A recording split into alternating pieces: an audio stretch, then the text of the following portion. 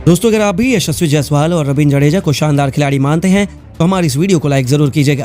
पहले सरफराज जायसवाल ने तोड़ा अंग्रेजों का गुरूर, फिर बुमराह और जडेजा ने अपनी कातिलाना गेंदबाजी से चौथे दिन ही टीम इंडिया को बनाया चैंपियन।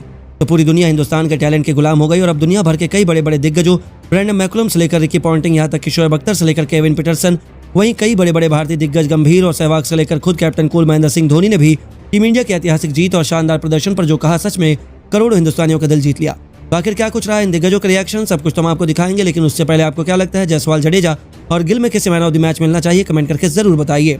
दोस्तों, इंडिया और इंग्लैंड के बीच तीसरे टेस्ट मैच का चौथे दिन रोमांच जा पहुंचा। इंग्लिश टीम का घमंड देखने लायक था। वह तो छुट्टियां मनाकर भारत आए थे।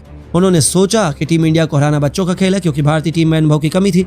लेकिन उनके इस गलतफहमी को भारत के युवा टैलेंट ने पल भर में तहस नहस कर दिया, जब तीसरे दिन शतक लगाने वाले यशस्वी जायसवाल ने चौथे दिन अपने बल्ले से तूफान न केवल दोहरा शतक जड़ा, बल्कि सरफराज खान के साथ मिलकर टीम इंडिया को इंग्लैंड पर 556 रनों की लीड दिलवा दी। जी हां, यशस्वी जायसवाल ने सफेद जर्सी में टेस्ट को T20 बनाते हुए 214 रनों के रिकॉर्ड तोड़ पारी खेली, जिसे उन्होंने 14 चौकों और 12 खौफनाक छक्कों से सजाया। तो उनका बखूबी साथ निभाते हुए गिल ने 91, सरफराज खान ने भी तूफानी 68 रन बनाए। उसके दम पर इंग्लैंड को चौथी पारी में 557 रनों का लक्ष्य हासिल हुआ, जिसे चेस करना अंग्रेजों की बस की बात बिल्कुल नहीं थी। ये बात तो हर किसी को पता थी, चाहे इंग्लैंड 2 बार बैटिंग कर लेती, लेकिन इस लक्ष्य के आसपास भी नहीं पहुंच सकती थी, ऐसा सभी का मानना था। और उम्मीद के मुताबिक ही भारतीय गेंदबाजों ने अपने फैंस को बिल्कुल भी निराश नहीं किया। जहां ध्रुव जुरैल पिछली पारी के शतक वीर डकैत जल्दबाजी में ध्रुव जुरैल की जबरदस्त स्टंपिंग के चलते रन आउट हुए, तो फिर उनके साथी जैक क्रॉली को बुमराह ने अपनी 150 किलोमीटर वाली रफ्तार से LBW कर इंग्लैंड को केवल 18 के स्कोर पर 2 बड़े झटके दिए। हालांकि उसके बाद अंग्रेजों ने संभलने का भरपूर प्रयास किया, लेकिन तेज गेंदबाजों के बाद आया सर रवींद्र जडेजा का तूफान और उन्होंने आलिव पॉप, जॉनी बेयरस्टो को पवेलियन का रास्ता दिखाकर इंग्लैंड की हार सुनिश्चित करके उनकी कमर तोड़कर रख दी। जहां स्कोरबोर्ड पर केवल 50 रन थे और इंग्लैंड के 6 बल्लेबाज पवेलियन लौट चुके थे, इसके बाद भी रुकना क्या होता है ये तो उन्होंने सीखा ही नहीं। और बुमराह, जडेजा के अलावा कुलदीप और सरफराज ने भी अपनी कातिलाना गेंदबाजी से ऐसी तबाही मचाई कि चौथे दिन ही टीम इंडिया को एक यादगार जीत दिलाकर उन्होंने सीरीज में 2-1 से बढ़त बना ली। इसके बाद तो जहां इंग्लैंड खेमे में माताओं का माहौल है, तो पूरी दुनिया हिंदुस्तान को सलाम कर रही है। अब दुनिया भर के कई बड़े बड़े दिग्गजों के रिएक्शन भी सामने आए हैं। जी हां, सबसे पहले तो ब्रैंडन मैकुलम की आंखें पूरी तरह फटी रह गई। इंग्लिश कोच पूरी तरीके से हैरान थे और परेशान भी नजर आए, यहाँ तक कि उन्होंने कह दिया कि हमने सोचा था बेसबॉल हमारा अंदाज है, लेकिन इंडिया में आकर हमारी गलतफहमी दूर हो गई। यशस्वी और सरफराज तो हमसे बेहतर बेसबॉल खेल सकते हैं, ये मुझे आज पता चला। यदि हम दोनों इतनी तूफानी बल्लेबाजी नहीं करते तो इस मैच में इतने नहीं पीछे छूटते। टीम इंडिया ने हमें पूरे तरीके से हराया है, इसमें कोई दो राय नहीं। इसके अलावा ऑस्ट्रेलिया के महानतम कप्तान रिकी पॉन्टिंग का भी रिएक्शन निकलकर सामने आया। उन्होंने कहा कि मैंने तो पहले ही बताया था, इंग्लैंड कभी भी इंडिया में टेस्ट सीरीज नहीं जीत सकती, वह भी भारत ही इन टैलेंटेड खिलाड़ियों के सामने। इस टीम में कोई भी बड़े नाम नहीं है। रोहित और जडेजा को छोड़ दे तो ऐसा कोई खिलाड़ी नहीं जिसने 5 टेस्ट मैचों की एक्सपीरियंस हासिल किया हो। लेकिन आप देखिए कैसे यशस्वी ने बल्लेबाजी की, कैसे गिल बैटिंग कर रहे हैं, कैसे सरफराज ने डेब्यू मैच में ही सभी को इंप्रेस किया। इंडिया जैसा टैलेंट दुनिया में किसी के पास नहीं है, यह उनकी सबसे बड़ी खूबी है।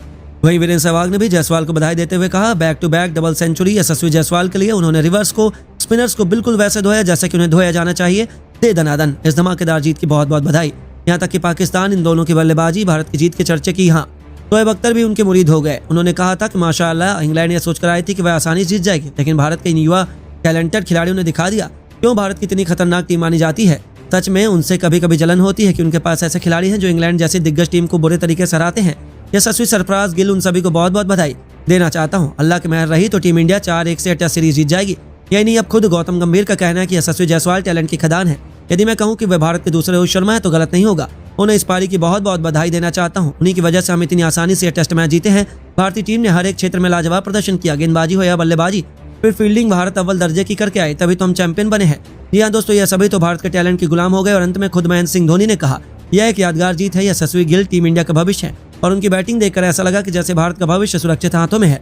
सरफराज ने अपने डेब्यू मैच में जिस तरीके से बैटिंग की, उन्होंने अपनी काबिलियत को साबित कर दिखाया है। मुझे लगता है ये तीनों लंबे समय तक टीम इंडिया के लिए खेलेंगे और इस दरमियान हमें कई बड़े बड़े रिकॉर्ड देखने को मिलेंगे, ऐसा मेरा मानना है। तो दोस्तों, इन सभी दिग्गजों के बयान देखने के बाद आपको क्या लगता है, सरफराज, गिल और यशस्वी में कौन सबसे टैलेंटेड बल्लेबाज है? नीचे कमेंट करके जरूर बताइए। दोस्तों, राजकोट के मैदान पर इंग्लिश की पूरी पारी टीम इंडिया के 445 रनों के जवाब में जरूर केवल 319 रनों पर सिमट गई। टीम इंडिया ने 126 रनों के विशालकाय लीड भी हासिल की। जब तीसरी पारी में टीम इंडिया बल्लेबाजी करने उतरी तो इंग्लिश टीम को रोहित शर्मा के रूप में एक सबसे बड़ी विकेट हासिल हुई और इसके बाद तो अंग्रेजों की खुशी देखने लायक थी। उन्हें लगा था कि अब तो टीम इंडिया को समेटने में ज्यादा देर नहीं लगेगी, क्योंकि भारतीय बल्लेबाजी क्रम रोहित के अलावा अनुभवहीन था। ऐसे में युवा यशस्वी जायसवाल ने मोर्चा संभाला और ताबड़तोड़ बल्लेबाजी करते हुए अंग्रेजों के होश उड़ा डाले। इस मुंबईकर ने न केवल 122 गेंदों पर 9 चौके और 5 छक्कों की बदौलत एक बार फिर इस खिलाड़ी ने पिछले टेस्ट मैच की तरह अपना तूफानी शतक पूरा कर इतिहास के पन्नों में अपना नाम सुनहरे अक्षरों में दर्ज करवा लिया। हालांकि तीसरे दिन का खेल खत्म होने से पहले ही वह 104 रन बनाकर रिटायर्ड हर्ट हो गए। उनके आउट होने के बाद नाइट वॉचमैन के रूप में कुलदीप यादव को उतरना पड़ा। वहीं गिल ने भी बेहतरीन अर्धशतक जड़ा और तीसरे दिन का खेल खत्म होने तक उन्होंने टीम इंडिया को 196 रनों तक पहुंचाया। इंग्लैंड पर 322 रनों की लीड दिलवा दी। जहां गिल 65 रन बनाकर नाबाद थे तो वहीं कुलदीप यादव 3 रन बनाकर उनका बखूबी साथ निभा रहे थे, जिसके बाद चौथे दिन हर कोई गिल का शतक देखने को बेकरार था। इन दोनों ने भी अपनी फैंस की मुराद पूरी करने में कोई कमी नहीं छोड़ी। शुरुआत में ही इन्होंने इंग्लिश गेंदबाजों को आड़े हाथों लेते हुए न केवल उनके प्लान पर पानी फेरा बल्कि चौके छक्कों की ऐसी जबरदस्त प्रदर्शनी लगाई कि कुलदीप यादव और शुभमन गिल के बीच अर्धशतक की साझेदारी हो गई। दोनों ने आज सुबह शुरुआत में कोई विकेट नहीं गिरने दिया। हालांकि 246 रनों के स्कोर पर टीम इंडिया को तीसरा झटका लगा। यह आज भारत को पहला झटका था। शुभमन गिल 91 रन बनाकर रन आउट हो गए। कुलदीप ने मिड ऑन पर शॉट खेला, तब शुभमन गिल आधे क्रीज पर पहुंच गए थे। स्टोक्स के थ्रो पर हार्टले ने शुभमन के लौटने से पहले गिल्लियां उखाड़ दी। इस तरह 1 रनर आउट हो गए और अपने शतक से चूक गए।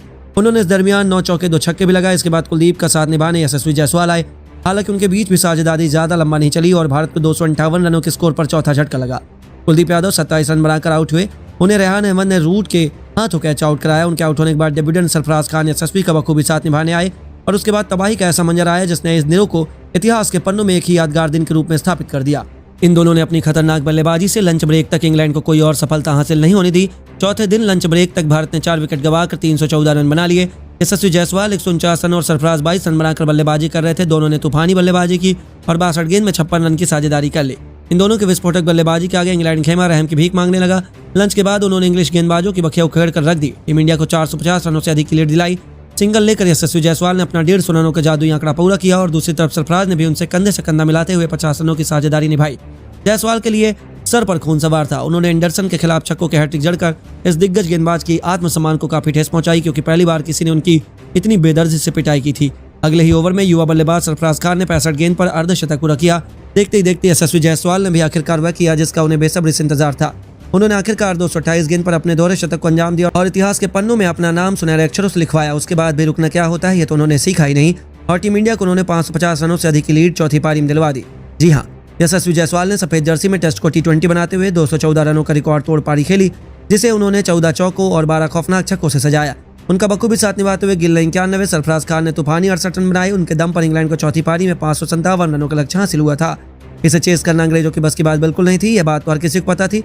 चाहे इंग्लैंड 2 बार बैटिंग कर लेती लेकिन इस लक्ष्य के आसपास भी नहीं पहुंच सकती थी, ऐसा सभी का मानना था और उम्मीद के मुताबिक ही भारतीय गेंदबाजों ने अपने फैंस को बिल्कुल भी निराश नहीं किया। बल्लेबाजों के बाद अब बारी थी भारतीय टीम के गेंदबाजों की। इंग्लैंड के लिए जैक क्रॉली के साथ बेंडकैत अपनी टीम को जबरदस्त शुरुआत दिलाने के इरादे से आए थे, लेकिन कुछ ही मिनट के भीतर भारतीय गेंदबाजों ने उनकी उम्मीदों पर पानी फेर दिया। जहां पिछले पारी के शतक वीर डकैत बल्लेबाजी में ध्रुव जुरैल की जबरदस्त स्टंपिंग के चलते रन आउट हुए, वह केवल 4 रनों के योगदान दे पाए। तो फिर उनके साथी जैक क्रॉली को बुमराह ने अपनी 150 किलोमीटर वाली रफ्तार से LBW कर इंग्लैंड को केवल 18 के स्कोर पर 2 बड़े झटके दिए। उनके दोनों वापस आ चुके थे। हालांकि उसके बाद अंग्रेजों ने संभलने का भरपूर प्रयास किया। ओली पॉप के साथ जो रूट मैदान पर टिके हुए थे, लेकिन तेज गेंदबाजों के बाद आया सर रविंद्र जडेजा का तूफान और अब जडेजा जब चलते हैं तो सामने वाली टीम रहम की भीख मांगती नजर आती है। इस बार जडेजा का जादू सिर चढ़कर बोला। पहले उन्होंने ओली पॉप का शिकार किया और यह बल्लेबाज केवल 3 रन बनाकर चलता बना। फिर अगले ही ओवर में रविंद्र जडेजा ने जॉनी बेयरस्टो को पवेलियन का रास्ता दिखाकर इंग्लैंड की हार सुनिश्चित कर ली। उनकी कमर तोड़ कर रख दी। जहां स्कोरबोर्ड पर केवल 28 रन थे और इंग्लैंड के 4 बल्लेबाज पवेलियन लौट चुके थे। मैदान पर इंग्लिश टीम की आखिरी उम्मीद बनकर बेन स्टोक्स के साथ जो रूट मौजूद थे, दोनों के चेहरे पर गुस्सा और निराशा साफ तौर पर देखी जा सकती थी, क्योंकि उनकी हार लगभग निश्चित हो चुकी थी। इसके बाद भी रुकना क्या होता है तो उन्होंने सीखा ही नहीं और जडेजा, बुमराह के अलावा कुलदीप और सिराज ने भी अपनी कातलाना गेंदबाजी से ऐसी तबाही मचाई कि चौथे दिन टीम इंडिया को यादगार जीत दिलाकर उन्होंने सीरीज में 2-1 से बढ़त बना ली। ये बात तो पूरे तरीके से कन्फर्म हो चुकी है। लेकिन दोस्तों, आपको क्या लगता है कौन है मैन ऑफ द मैच की ट्रॉफी का असली हकदार? यशस्वी गिल, जडेजा या फिर कोई और? अपनी राय में नीचे कमेंट करके जरूर बताइए। दोस्तों, भारत और इंग्लैंड के बीच खेले जा रहे राजकोट के मैदान पर तीसरे टेस्ट मैच में भारतीय टीम को जीत मिल गई है। इस मैच में भारतीय टीम ने टॉस जीतकर पहले बल्लेबाजी करते हुए 445 रन ऑल आउट होकर बनाए और इसका पीछा करने उतरी इंग्लैंड की टीम ने 319 रन ऑल आउट होकर बना दिए। भारतीय टीम ने 126 रन की लीड हासिल करने के बाद दूसरी पारी के अंदर 430 रन 4 विकेट के नुकसान पर बनाए और पारी को घोषित कर दिया। इस बीच भारतीय टीम की तरफ से यशस्वी जायसवाल ने बेहतरीन बल्लेबाजी करते हुए 236 गेंद पर 14 चौके 12 छक्के की मदद से 214 रन। दूसरी तरफ से सरफराज खान ने 72 गेंद पर 6 चौके 3 छक्के की मदद से 68 रन का नाबाद योगदान दिया और 556 रन की लीड हासिल कर 557 रन का लक्ष्य इंग्लैंड को जीत ले दिया। हालांकि इंग्लैंड की टीम जब बल्लेबाजी करने मैदान पर आई तो दोनों ने तूफानी पारी खेली, लेकिन दोनों ज्यादा देर तक टीम को नहीं संभाल पाए। हालांकि 18 रन पर 2 विकेट भारतीय टीम ने इंग्लैंड की टीम के गिराया, जहां पर जसप्रीत बुमराह ने चार से पहले दोनों सलामी बल्लेबाजों को पवेलियन का रास्ता दिखाया। यहां पर पहला विकेट रनआउट के जरिए मोहम्मद सिराज ने निकाला, लेकिन इसके बाद अब बल्लेबाजी करने के लिए आए ओली पॉप को रविंद्र जडेजा ने शानदार गेंदबाजी के जरिए पवेलियन का रास्ता दिखा दिया। इतना ही नहीं, रविंद्र जडेजा ने जॉनी बेयरस्टो को भी पवेलियन का रास्ता दिखा दिया। हालांकि भारतीय गेंदबाजों के सामने इंग्लैंड की टीम काफी ज्यादा दिक्कत में दिखाई दे रही थी और मैच के अंदर काफी ज्यादा पीछे हो चुकी थी। ऐसे में जसप्रीत बुमराह ने रवींद्र जडेजा के साथ मिलकर चौथे दिन जीत दिला दी। तो दोस्तों, आपको क्या लगता है भारतीय टीम इंग्लैंड के खिलाफ इस मैच के अंदर जीत के असली हीरो कौन रहे? अपनी राय में नीचे कमेंट बॉक्स में जरूर दें। दोस्तों, तीसरे दिन जायसवाल ने शतक ठोककर अंग्रेजों को खून के आंसू रुला दिए।